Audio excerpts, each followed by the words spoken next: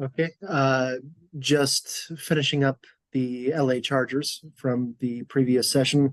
Uh, I also think that Austin Eckler is probably the best. He's one of the most underrated players in the entire NFL. He doesn't get the dues. He doesn't get his. This guy has scored 40 touchdowns in the last 2 years. He's insane about just scoring from running back, from receiver, from all of those different positions that he plays. And yeah, Justin Herbert is I think can be really good with the addition of Kellen Moore at offensive coordinator. I think that's one of the more uh, the bigger additions that the Chargers have. The last couple of years, Justin Herbert has used his big arm to throw it about 7 or 8 yards down the field on average. And bringing Kellen Moore onto the offense will help generate more big plays that he has the potential to do. And so I really like that addition of Kellen Moore at offensive coordinator. Defense should be strong. I really like Derwin James, but this team is going to be good. I don't. They won't beat the Chiefs for that division, but they're going to be really good. Um, Here we go. Okay, so I'm sharing this screen right now. I think it says my screen is loading. There we go. Okay, so all of us have picked the Chiefs to finish in first place there. The rest is all over the board, although Cody's the only one that doesn't have the Chargers in second. And then really Broncos and Raiders are just all third and fourth depending on who's there. So yes, I picked both Dustin and I actually picked the Broncos to finish last and the Broncos to finish third. In fact, Dustin and I have the same exact order there. So Cody, you're the only different one. So, well, like I said earlier, I think that the Chargers and the Broncos are the two teams that are going to be fighting back and forth for that second overall spot. So, am I going to be surprised if the Chargers take that second spot? No, but I think it'll be a really close record. I do think that in the end, it's just that I have more trust in Sean Payton than I do in Brandon Staley. And so I think that he's going to be able to make this team that has all the talent, all the spot, or all the things that they need to gel um, perhaps better or quicker than Brandon Staley can do in his third season. That's not to say the Chargers are going to be a bad team in any way, of course. So that's really just what I think is going to happen. I think it's crazy, in my opinion, to put them in fourth place, the Broncos. In my opinion, there's no way they're going to finish fourth. But it's possible they could finish third. I just see them finishing second.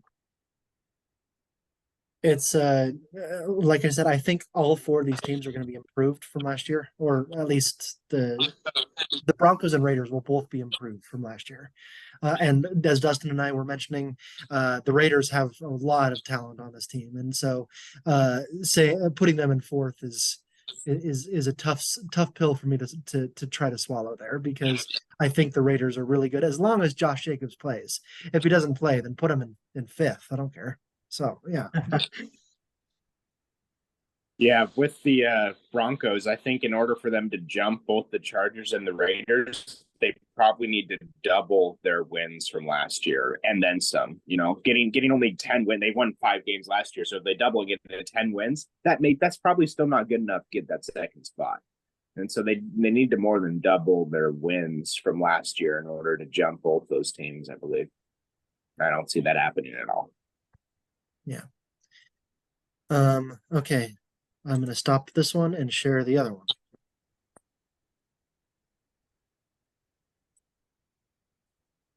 Okay. On to the NFC East and the Dallas Cowboys.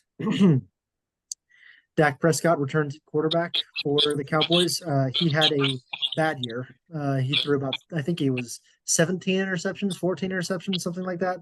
A lot of picks coming from this quarterback spot, and he has owned that and said he knows he needs to be more careful with the football.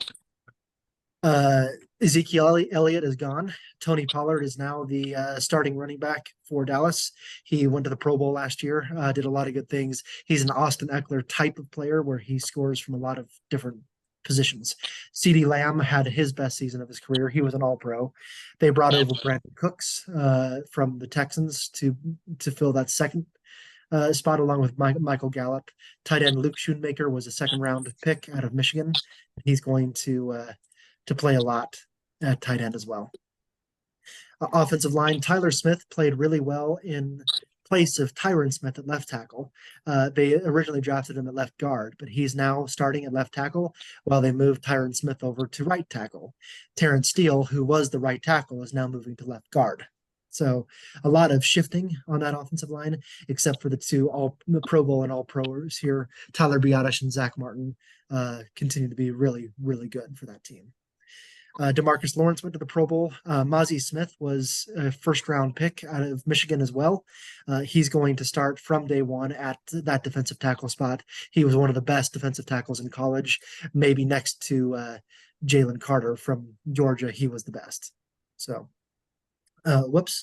linebacker Micah Parsons continues to be one of the best edge rushers in the NFL. He's going to play a lot on the line as well. Putting him at linebacker is kind of a misnomer because he's going to play a lot at defensive end mainly. But Trayvon Diggs, he led the NFL in interceptions 2 years ago with 11. He only had about 3 last year, but that's because they avoided throwing to him.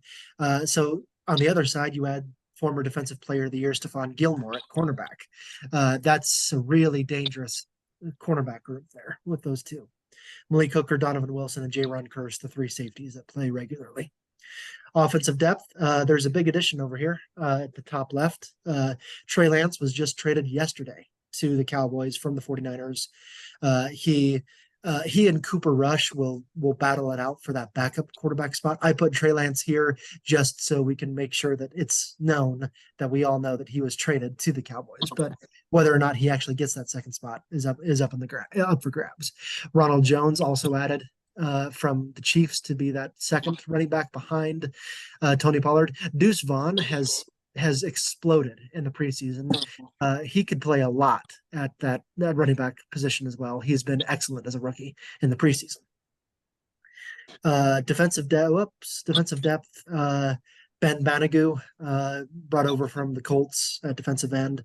DeMarvion Overshown is a fun name to say. He's a third-round pick out of Texas. The rest are kind of the same as last year. Deron Bland actually led the Cowboys in interceptions last year, so he'll play a lot as well. Kicker Brandon Aubrey, for all intents and purposes, is a rookie. Remember, they got rid of Brett Maher. They didn't replace him with anyone, any veteran at least. Brandon Aubrey comes over from the USFL, United States Football, to be the starting kicker, along with Brian Anger. Mike McCarthy in his 4th season, the head coach. They changed out offensive coordinators. Remember, Kellen Moore is now with the Chargers. Brian Schottenheimer, who spent a couple of years as a Seahawks offensive coordinator, is now the Cowboys offensive coordinator. Dan Quinn got a lot of head coaching offers, and instead he stayed with the Cowboys, said he had unfinished business to get the Cowboys somewhere else. He's a great mind, a defense, and a great leader. Over to you, Dustin. So I'm impressed with this defense. This defense might be the strongest defense in the league. They have all pros everywhere, and this is a just really good defense that I usually you see a really good defense paired with a not so great offense, but this offense has a lot of firepower there too, and so. I expect a lot out of this team. I think I've even predicted this team to make appearance NFC Championship and perhaps beyond. And so I think a lot of Cowboy fans would say the same thing. But I think this might actually be the year that we can see a fantastic season from the Cowboys. 12, 13, 14 wins even, winning the division. With both offensive and defensive strength. That's a bold take, but it's not really that bold because you think that the Cowboys and the Eagles will go back and forth with the 1 and 2 spot. That was the same last year. I think it's going to be the same this year, but those Eagles look good, and so being able to take over the Eagles is a tough spot to do. I really like the additions that the Cowboys have made on both sides of the ball. I think if they stay healthy, they're a really good team. The question, as it usually does, just comes down to quarterback play. Can Dak Prescott avoid the turnovers in the big moments? They got Trey Lance, but no one expects him to play a lot this year. Dak Prescott is the guy. Can he get it to the right players that are wearing his same jersey? And can he he's shown in the past that he can throw 30 plus touchdowns a year, but he's also shown last year that he can throw 15 plus interceptions. And so he has to keep one and let go of the other. But if he does that, the Cowboys have unlimited potential. Yeah. A lot of what I was going to say is really just echoing. I agree that the Cowboys and Eagles are going to go back and forth on each other. They have the potential, they have everything that they need, and it bodes well for you, Dustin. That history is on your side. Hasn't been a repeat division since I think the late '90s or something like that. It's been 3 and 4. Okay, 3 and 4. So it's on your side. I mean, history suggests that it's not going to be the Eagles this year. So if it's not going to be the Eagles, it's probably going to be the Cowboys. So we'll see if the Eagles can break that record and keep it again or not. But I agree with you, Scott. It comes down to Dak Prescott. A lot of Cowboy fans I've talked to and asked personally say that what's wrong with their team is Dak Prescott. I've also heard a lot of things from, I think it's Jerry Jones, saying that Dak Prescott needs to improve, and he's right. He does. He needs to stop throwing those picks. My opinion is this is the make it or break it season, in my opinion, for Dak Prescott. If he can't do it again, there's no reason he needs to be at that helm anymore. They need to switch him out with someone else, because he's had, I don't even know how many, 6 years or something like that in the league now, or something like that, and he's good. He's not elite, and he hasn't been able to do that. But like I said, we've seen the potential that he has. So for Dak Prescott, you need to make it this year if you want to keep that job, in my opinion. Otherwise, you're going to be traded somewhere else probably and try to start there for a little bit, or looking in the backup position. But this is his last year, in my opinion, for the Cowboys. Okay. Moving on, the New York Giants surprised everyone last year by not only making the playoffs but winning a playoff game on the road. A lot of good feelings in New York, and a lot of it starts with this guy right here, Daniel Jones. Last year was considered his make or break year, and he definitely made it. This guy had turnover issues for the majority of his career. Last year, he threw a total of 5 interceptions. He was really good last year, and he was rewarded with a new contract. So they bet on him, and he answered big time. So Daniel Jones really played well, and is now the quarterback of the future for the Giants. Saquon Barkley eventually got the contract that he wanted with New York. It took a while, but he is one of the best running backs in the league. He's an All-Pro, and he is fully committed to the team. Sterling Shepard has been hurt for most of the last 2 or 3 years. He's really good when he's healthy. They bring Paris Campbell over from the Colts. They had a lack of receivers last year. They had some guys like Richie James and a couple others that played really well because they were forced into action. But now if you have Sterling Shepard healthy and Paris Campbell and Jalen Hyatt, the 3rd-round pick who looks really good out of Tennessee, those 3 could be really good if they all stay healthy on the field together. Not to mention tight end Darren Waller, brought over from the Las Vegas Raiders. In the past couple of years, he's been one of the better tight ends in the league. Last year was a down year, but can he return to that level of play? That if they all stay healthy and they all play at their levels, this is a really good 5 weapons. Andrew Thomas, one of the best offensive tackles in the NFL last year, All-Pro at left tackle. They're trying to fix the center position. They drafted John Michael Schmitz in the 2nd round. Daniel Jones has never had the same center in back-to-back years. And so now Schmitz should hopefully fix that. Joshua Azudu was a rookie last year. He got hurt in the first game of the season, but he's back, and they expect him to start at left guard. Evan Neal had some struggles at right tackle. A'Shawn Robinson brought over from the Rams to be left end. Dexter Lawrence was an All-Pro at defensive tackle. Leonard Williams has been an All-Pro in his career. Bobby Okereke brought over from the Colts to be middle linebacker to join these 2 edge rushers, Kayvon Thibodeau and Azeez Ojulari, drafted in back-to-back years. Adoree Jackson and Deontay Banks, the rookie first-round pick out of Maryland, are your two corners. That can be concerning, but Bobby McCain brought over as well to be the safety spot. Offensive depth includes James Robinson, signed as free agent. He was initially signed with the Patriots, but the Patriots released him in the offseason, and the Giants immediately grabbed him up. So they said, James, you don't have to move too far. You played for the Jets last year. You played for the Giants this year. Cole Beasley and Jamison Crowder brought over from the Bills to try to increase that wide receiver position. Defensive depth includes Rakeem Nunez-Roches, brought over from the Buccaneers, some draft picks in the back end. Amani Oruwariye, a first-round pick of the Lions a few years ago, getting a restart of his career here. Same special teams unit from last year returns. Brian Dable was the NFL head coach of the year last year for getting this team to the playoffs in his first season. Mike Kafka, Don Martindale join. Okay, my turn, I believe. After all of that buildup, and there's a lot of good things for the Giants that you see on the screen there, and so it feels like I'm doing a 360 here. But let me say this: there's always a team. There's teams that played so well in the previous year that you didn't expect them to do, and then that team kind of has a fall off the next year. I expect that team to be the Giants. And I really hope they don't. I really like Brian Dable. I really like Daniel Jones. I really like this team, and I would love it if they finish in even second place in this division. But I expect this team to actually fall to fourth, to finish last in the division. And the reason, again, is just a drop off in production that happens from year to year. It's that Cinderella team that the ball comes crashing down sometimes. And mainly, I expect that to fall on defense. The back end is rough, and the linebackers are not a whole lot better. And so they can put up some points on offense, but I don't trust this defense to get them where they need to go. Cody. I think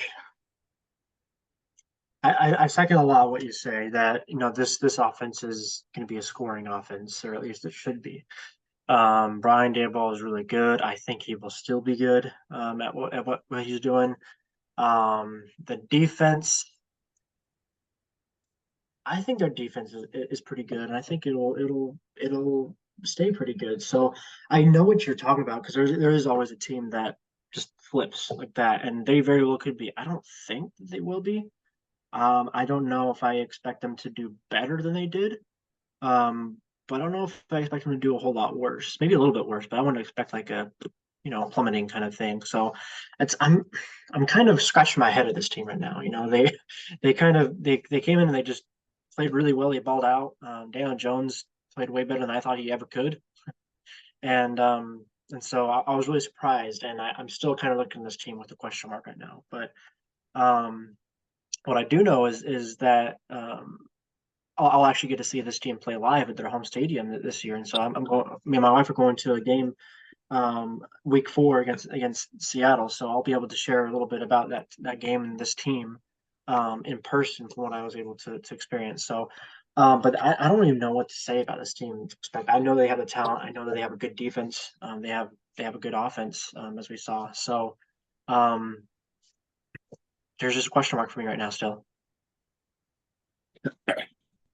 I think a lot of the success last year with Daniel Jones was that Barkley was back. Saquon Barkley was back, and it was on him to drive the offense. And and he did it. He ran 1,300 yards or something, right? And so that gave Daniel Jones the opportunity to relax and realize it's not all on him to win games, and just to make simple, good throws. And that's what he did. And again, I think they can repeat that again. That with Barkley back, and then they even have backup in James Robinson. And so the pressure's not on Jones to win games. The pressure's on him to make simple passes in order to get first down, third down conversions and other things like that. It's not on him to score necessarily. And so I think that allows him to play a lot more loose and a lot more free, and that makes him a lot better. I like this team. I think they're gonna win a lot of games.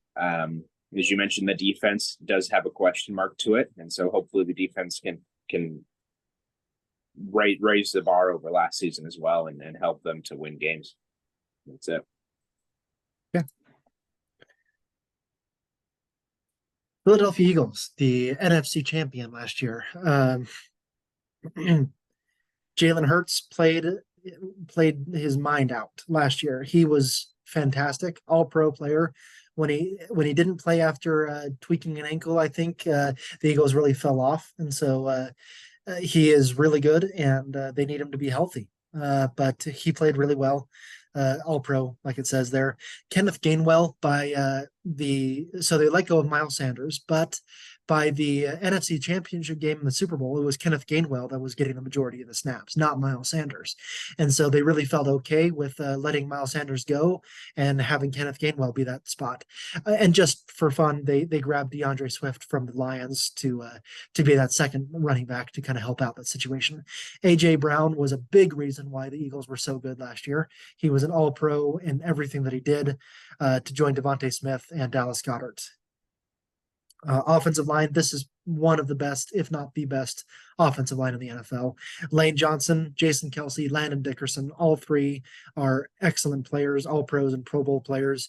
Cam Jurgens was drafted to be Jason Kelce's replacement. He was a center at Nebraska, but they like him so much they are moving him to right guard to start the season to replace Isaac Seumalo.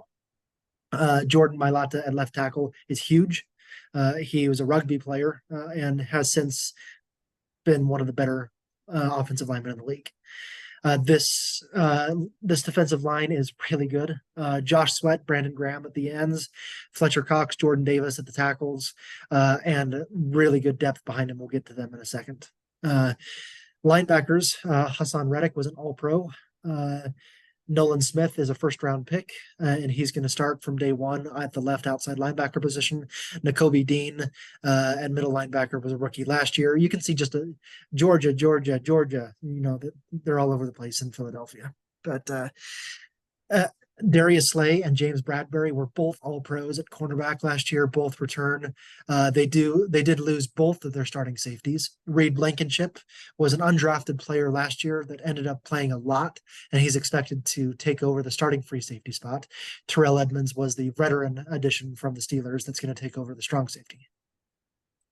Offensive depth includes managing if Jalen Hurts gets hurt. They grabbed Marcus Mariota, former starter in this league from the Falcons, to kind of run that same offense. He has the same mobility factor. Tanner McKee is a big quarterback that was drafted in the 6th round as well. Boston Scott just scores touchdowns. That's all he does.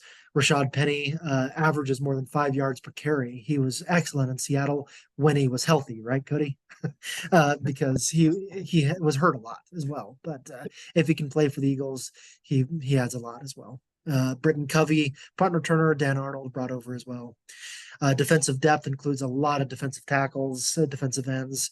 Jalen Carter was their first-round pick. He was considered the best prospect in the draft until he had some character issues and dropped to the 9th overall pick. Nicholas Morrow, middle linebacker, led the Bears in tackles. So a lot of good players there. Special teams remains the same from last year.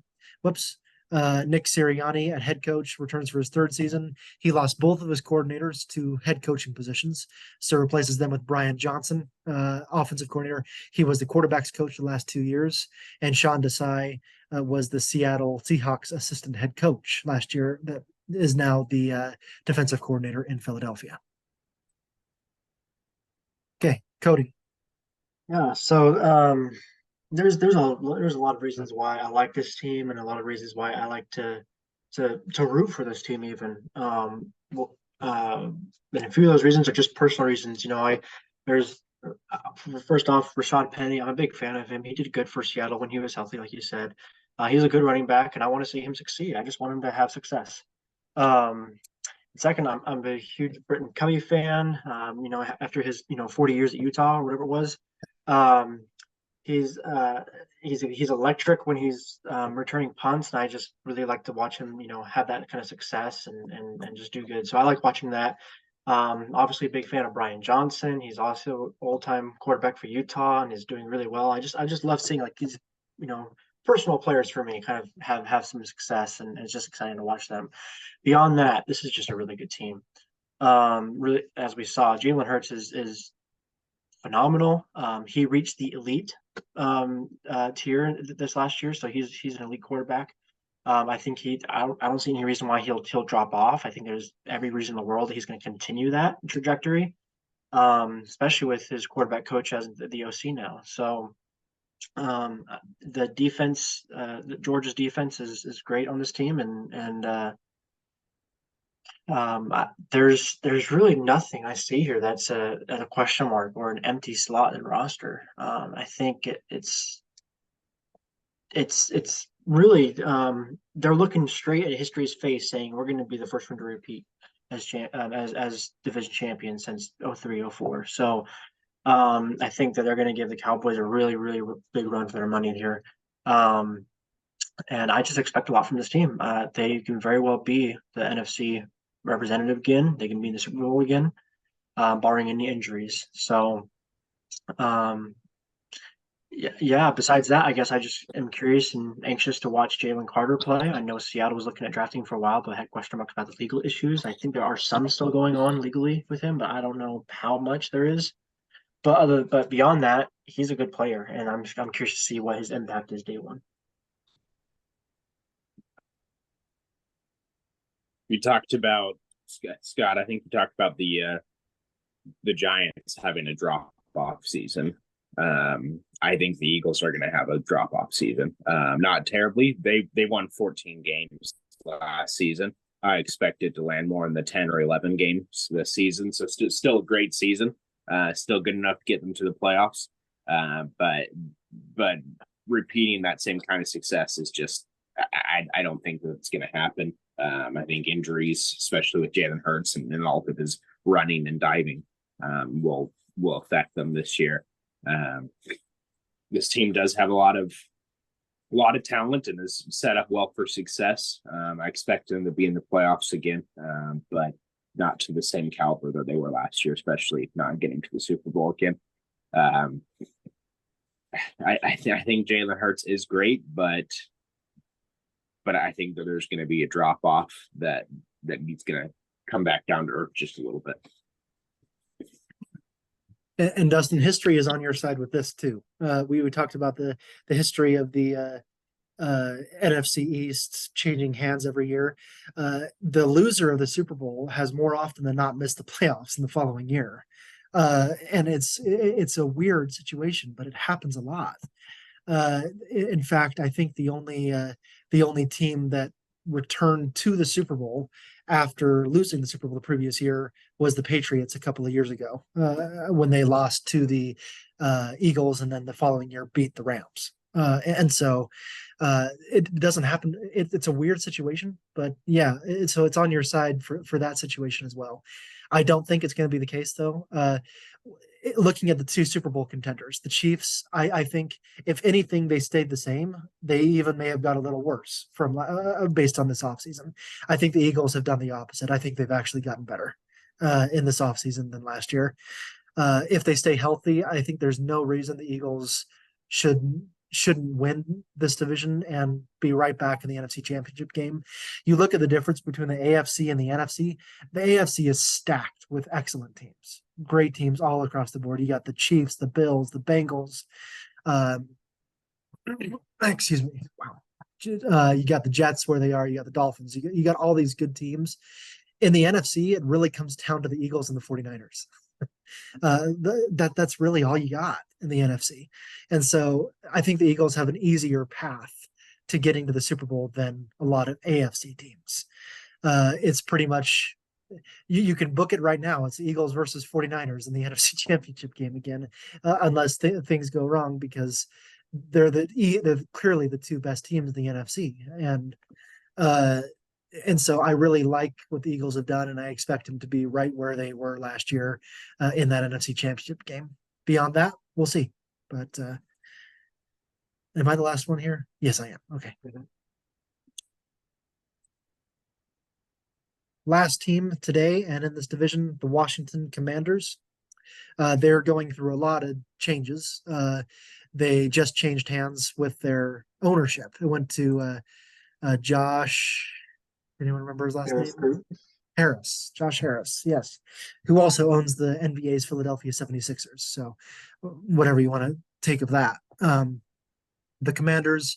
So, here's a name you may not know. um, the Commanders have spent a lot in the last few years to get big veteran additions to come to Washington. 2 years ago, or a few years ago, it was Alex Smith. Last year it was Carson Wentz. This year they said, "Why? Let's not do that. Let's just promote from within." Sam Howell was a draft pick last year. He was a rookie last year, and he played not much. He played, I think, one of the last games of the year. He kind of filled in a little bit. He's for all intents and purposes a rookie. He had a really good season in North Carolina the year before he was drafted, and then that final year, North Carolina had some struggles and he fell into the 5th round. He was considered a 1st-round pick if he would have came out the year before. But so this guy is the starter. They're going to give Sam Howell the chance to be the starter for Washington. Brian Robinson played really well as a rookie last year, running back. Terry McLaurin's probably the best player on this team at wide receiver, along with Jahan Dotson, Curtis Samuel, Logan Thomas. Offensive line, Charles Leno, a really good left tackle.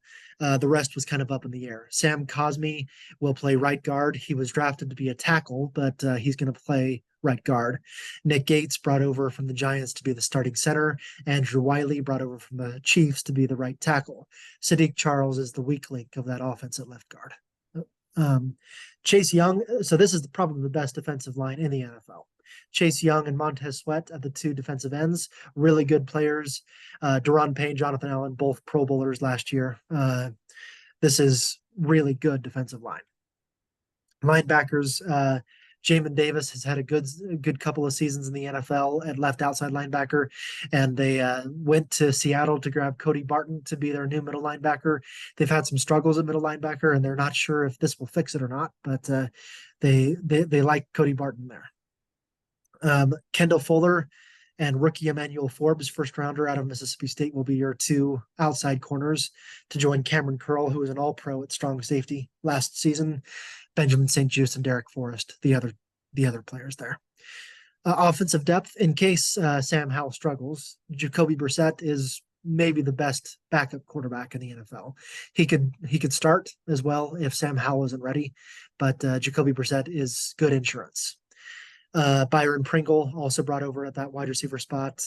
Some other offensive linemen drafted: Braden Daniels out of Utah, Ricky Stromberg out of Arkansas. Both could start as well if certain things happen there. Defensive depth: KJ Henry, Andre Jones, 2 rookies. In the back end, Percy Butler was excellent last year. He could start at safety as well. Jeremy Reeves was an all-pro special teamer. Jartavius Martin drafted in the 2nd round. A lot of rookies could start if certain things happen, fall their way. Tressway was a Pro Bowler at punter to join Joey Sly and Cameron Cheeseman.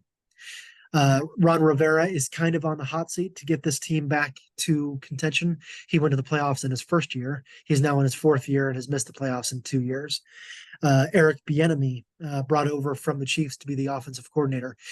He left the Chiefs because Andy Reid called the plays in Kansas City, and Eric Bieniemy wanted more involvement in the offense. And so now he is not only the offensive coordinator, but also the assistant head coach for Washington. This could be a step for him to get that head coaching position he wants. Jack Del Rio also returns at the defensive coordinator. Dustin, Washington.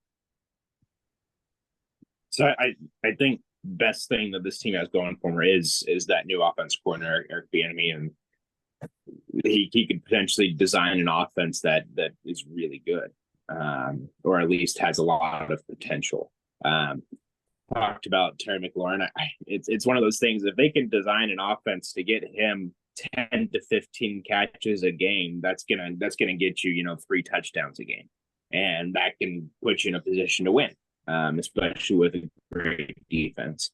And so that I feel is the pressure is on Rivera and Bieniemy, and getting Sam Howell in the right position in order to get Terry McLaurin 10 to 15 catches a game. And if they can do that, then this team has a lot of potential in order to do a lot of good things, especially with that defense stopping and scoring on the other end. So that's that's really the only commentary I have on that. I'd like to see a no-name quarterback like Howell have a great season. That's always exciting when that happens. So we'll see what happens. Yeah. I think the biggest thing that happened with the Commanders is to get out of the toxic environment that Daniel Snyder had in Washington. I think that there's finally a new light in Washington with Josh Harris as the new owner. There was so many horrible things going on, toxic culture. If you've ever worked in a toxic environment, I have before. It's not easy to be productive, and so I think that's the biggest thing the Commanders have. I really like this defense.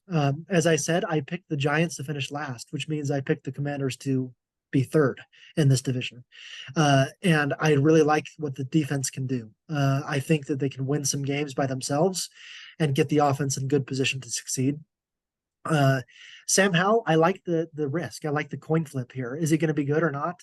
And invest in your own draft picks. Invest in your own players. Say, we drafted this guy for a reason. Let's see what he can do. And so I really like that approach, and hopefully he does well. Like you said, Dustin, you get Terry McLaurin the ball, you win. he's that good. So, Dustin, I first want to say I agree with you about Eric Bieniemy. He's a really, really good OC, I think, and I think that it was a really good hire. And when that first happened, my thought was he's being hired because he's going to be the replacement for Ron Rivera. That's the way I see it. And maybe it won't happen this year. Maybe it will happen next year. I don't know. But I think that he's the long-term option there. And I think he's going to do really, really good there. And I've already seen some of that in the preseason. They've called some really good plays. It just looks really good. And kind of siding with you as well, Scott, I'm really high on Sam Howell, actually. I think that he's going to do really good. I think he will be that person you're talking about, Dustin, that young unknown name who breaks out and does really good for the Commanders. I think he will be that. I think he has that potential. I'm saying that a lot because, first off, of course, because he was able to do in college, but second off, just watching him in the preseason, he's made some really good plays. I just thought really nice and impressive to me. The defense is good. I have a question on that one, and maybe you guys can answer a little bit about it, but I remember when Chase Young was drafted 2 or 3 years ago, he was expected to be a force, and he's been good, but I have not seen as much as what was expected. I'm not sure if that's just because of injuries. I know he was injured for one whole year at least. I'm not saying he's bad. I'm saying he's good, but I have not at all seen what was expected out of him. And so I'm curious if that's still expected from him, or if he's kind of there as the average player now. I've been watching him every year, and I just not seen what was expected. So defensively, I expected them to be good, but I have some question marks such as that. So if you guys want to fill in on there, you can. yeah, this is his make or break year, honestly. He's been out with some injuries, and he hasn't played as well as he could have, and so this is the year that he needs to show that he's that number one pick that he was. So, yeah. Okay, let me share my screen again. This is how we picked the NFC East. Dustin, the only one of us to pick the Cowboys to win that division. The rest of us picked the Eagles. Most of us have the Commanders in last place, except for me, who has the Giants in last place and the Commanders in second. Some of us, including Cody, had the Cowboys falling all the way to third with the Giants in second. So anyone want to talk about that for the 45 seconds we got? What I think is this is a division where I expect 3 of the teams to win at least 10 games, and perhaps this entire division to be above 500 division of the NFL. I think this is a division that can potentially have all 4 teams win 9 games or more. Yeah, this is a good division. I like all 4 teams, and I'm not saying the Giants are last because they're bad. I think everyone's good. Yeah, I think Eagles are going to break that record this year. They're going to win it again. Cowboys, I don't know. I like the Giants. I'll just say that. Okay. Thanks, everyone. Next week is the AFC South and NFC North.